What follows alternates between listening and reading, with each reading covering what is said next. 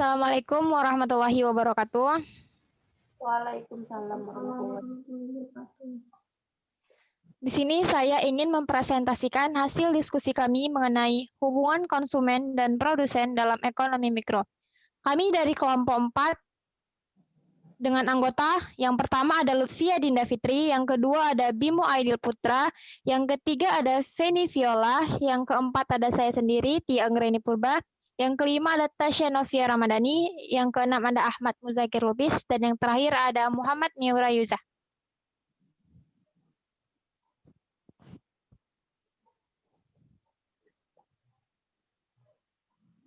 Selanjutnya, perilaku konsumen dan faktor-faktor yang mempengaruhi akan dibacakan saudari saya, Feni Viola. Kepada saudari Feni Viola, kami persilakan. Perilaku konsumen dan faktor-faktor yang mempengaruhinya. Perilaku konsumen adalah sebagai tindakan yang langsung terlibat dalam mendapatkan konsumsi dan menghabiskan produk dan jasa, termasuk proses keputusan yang mendahului dan menyusuli. Adapun faktor-faktor yang mempengaruhinya, yang pertama ada faktor kebudayaan. Faktor-faktor kebudayaan mempunyai pengaruh yang paling luas dan mendalam terhadap perilaku konsumen. Pemasaran harus memahami peran yang dimainkan oleh kultur, subkultur, dan kelas sosial pembeli. Yang kedua, faktor sosial. Perilaku seorang konsumen yang dipengaruhi oleh faktor-faktor sosial, seperti perilaku kelompok acuan atau kelompok referensi, keluarga, serta peran dan status sosial dari konsumen. Yang ketiga, faktor pribadi. Keputusan seorang pembeli juga dipengaruhi oleh karakteristik pribadi, yaitu usia pembeli dan tahap siklus hidup pembeli, pekerjaan, kondisi ekonomi, gaya hidup, serta kepribadian dan konsep diri konsumen. Yang keempat, faktor psikologis. Pilihan pembelian seseorang dipengaruhi pula oleh 4 faktor psikologis utama, yaitu motivasi, persepsi, pengetahuan, serta keyakinan dan sikap.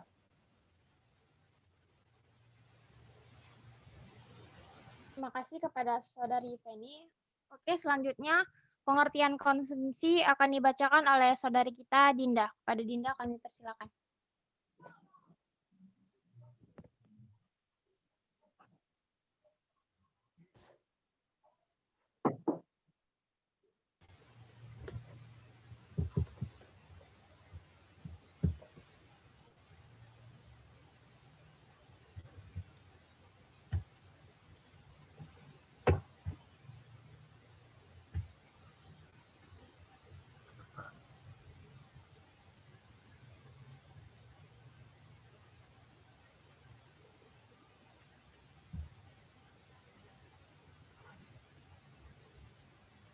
Sekali lagi kepada saudari Dinda, kami persilakan untuk membaca pengertian dari konsumsi.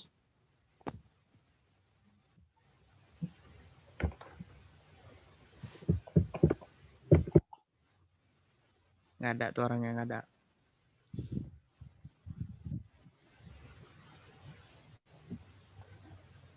Oke, akan digantikan oleh saudara kita, Miura Yuza. Pengertian konsumsi. Konsumsi adalah kegiatan menghabiskan atau mengurangi kegunaan suatu barang dan jasa secara langsung, baik dilakukan secara berangsur-angsur maupun sekaligus. Benda-benda yang dikonsumsi adalah benda ekonomi atau benda yang untuk memperolehnya diperlukan pengorbanan, seperti kegiatan menghirup udara, berjemur pada sinar matahari pagi, dan mandi di sungai bukan kegiatan konsumsi, karena benda itu didapat secara gratis. Benda yang dikonsumsi ditujukan untuk memenuhi kebutuhan hidup, seperti penggunaan gergaji, cangkul, mesin-mesin, dan barang-barang modal lainnya yang bertujuan menambah faedah benda tidak dikategorikan ke dalam kegiatan konsumsi. Terima kasih.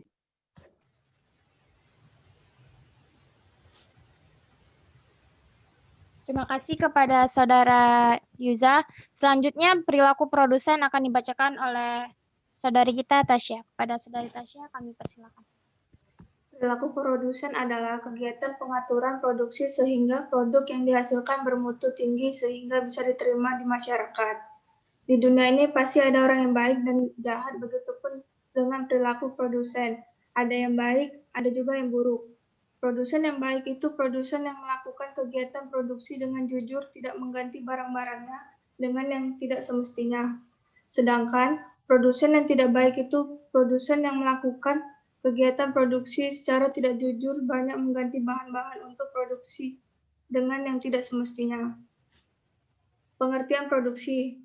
Produksi ialah kegiatan menambah kegunaan suatu barang sehingga lebih bermanfaat atau dapat dikatakan membuat barang baru. Barang baru hasil produksi disebut produk. Produk itu dapat berupa barang atau jasa. Tujuan dari produksi yang pertama secara umum yaitu memenuhi kebutuhan dalam rangka mencapai kemakmuran. Yang kedua, tujuan produksi secara khusus yaitu meningkatkan keuntungan perusahaan dan menjaga kesinambungan perusahaan.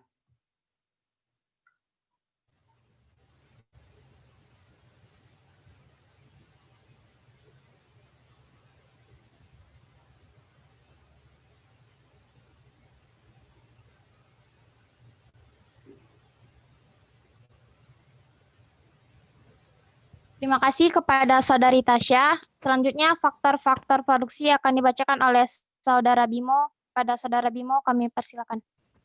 Faktor produksi. Faktor produksi asli terdiri dari yang pertama alam, disebut faktor produksi asli karena keberadaannya ada di alam dan manusia hanya melestarikannya. Faktor-faktor alam berupa tanah, air, udara, dan lain-lain. Yang kedua, tenaga kerja SDM. Sumber daya manusia atau tenaga kerja sangat penting untuk kelangsungan proses produksi. Faktor produksi tenaga kerja dapat digolongkan menjadi tiga, yaitu tenaga kerja terdidik adalah tenaga kerja yang memerlukan pendidikan tertentu untuk memiliki keahlian di bidangnya. Contoh, dokter, akuntan, guru, insinyur, perawat, dan pengacara. Yang kedua, tenaga kerja terlatih adalah tenaga kerja yang memerlukan kursus atau latihan bidang-bidang keterampilan tertentu sehingga terampil di bidangnya. Contoh, montir, sopir, tukang kayu, dan penjahit. Yang terakhir, tenaga kerja tidak terdidik dan tidak terlatih adalah tenaga kerja yang tidak melalui pendidikan maupun latihan. Contoh, tukang sapu jalan, kuli gendong, buruh pabrik, dan kuli angkat pasir. Sekian dari saya kembalikan kepada moderator.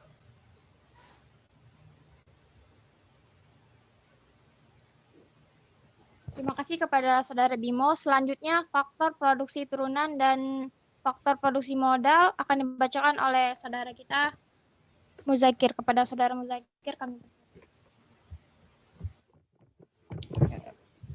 Faktor produksi turunan. Faktor produksi turunan merupakan faktor produksi buatan manusia yang bersifat mendukung faktor produksi asli. Faktor produksi turunan terdiri dari faktor produksi modal. Dalam hal ini modal bukan hanya berupa uang, namun modal yang dimaksudkan di sini adalah barang-barang modal maupun uang yang digunakan untuk memproduksi barang lebih lanjut.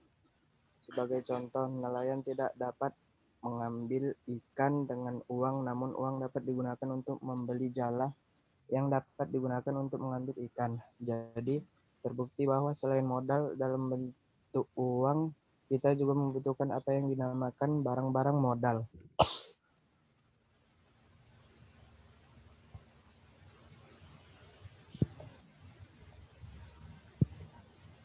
Udah sampai situ aja? Faktor produksi. Semua? Ditanya.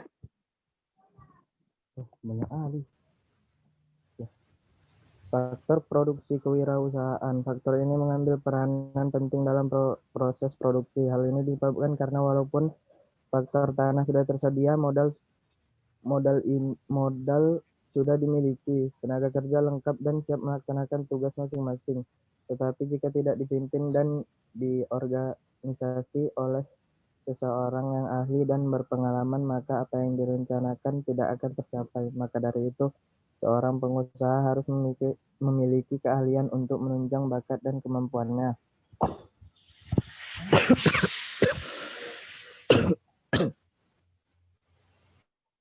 Pengusaha sebagai pemicu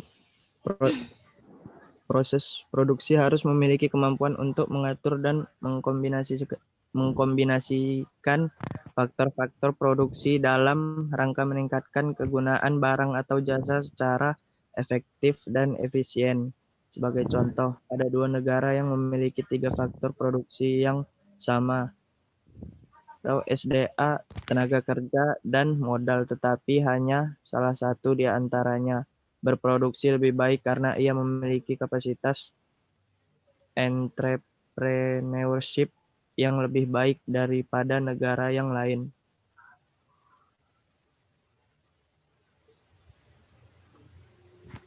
Terima kasih kepada Saudara Miura Muzakir. Selanjutnya, pola perilaku produsen akan dibacakan oleh Saudari Feni. Kepada Saudari Feni, kami persilakan. Banyak juga. Ampun. Pola perilaku produsen. Produksi jangka pendek adalah suatu proses produksi. Terdapat faktor produksi yang sifatnya tetap atau fixed input dan faktor produksi yang sifatnya dapat diubah-ubah atau variable input. Fungsi produksi adalah hubungan teknis antara faktor produksi dengan barang produksi yang dihasilkan dalam proses produksi. Produk sebagai output dari proses produksi sangat tergantung pada faktor produksi sebagai input dalam proses produksi tersebut. Hubungan antara faktor produksi dengan produk dapat digambarkan sebagai berikut. Input SDA, SDM, modal pengusaha, output barang dan jasa.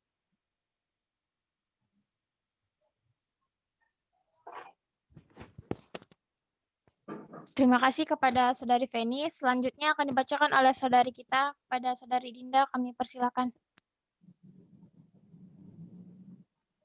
Hukum tambahan hasil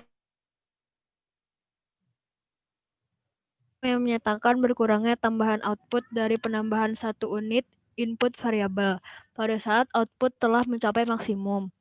Asumsi yang berlaku adalah hanya ada 1 unit input variabel, input yang lain tetap. Yang kedua, teknologi yang digunakan dalam proses produksi tidak berubah. Yang ketiga, sifat koefisien produksi adalah berubah-ubah. Produksi jangka panjang. Jangka panjang suatu proses produksi tidak bisa diukur dengan waktu tertentu, misalnya 10 tahun, 5 tahun, 15 tahun, dan seterusnya. Jangka panjang suatu proses produksi adalah jangka waktu di mana semua input atau faktor produksi yang dipergunakan untuk proses produksi bersifat variabel. Dengan kata lain, dalam jangka panjang tidak ada input tetap.